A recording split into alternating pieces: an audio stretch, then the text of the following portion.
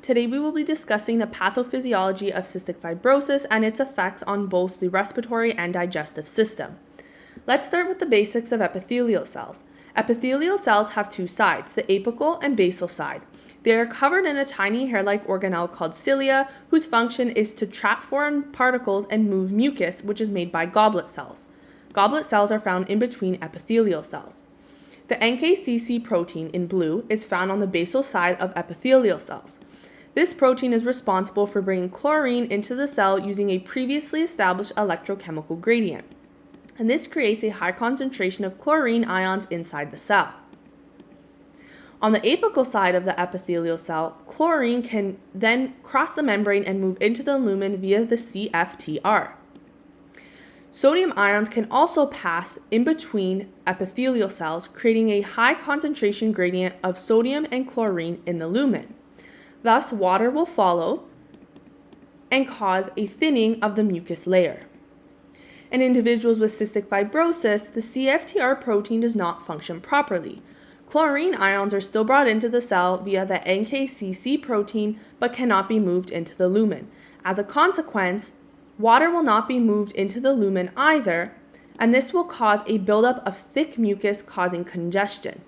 It interferes with the movement of cilia, and individuals suffer from frequent infections as their airways become breeding grounds for pathogens. Although neutrophils, a type of white blood cell involved in the innate immune system, rush to the site of infection to engulf and destroy the pathogen, they become trapped in the mucus. They die, and their remains cause the mucus to become even thicker. But the CFTR is not just limited to the respiratory system, as it's also found in pancreatic duct cells.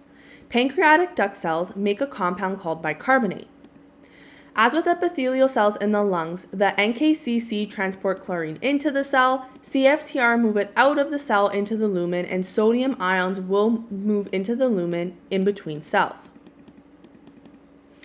However, the chlorine will then move back into the cell, allowing for bicarbonate secretion, which helps balance the pH of the digestive tract. Because the pancreas of cystic fibrosis patients is not secreting chlorine, an exchange with bicarbonate cannot occur.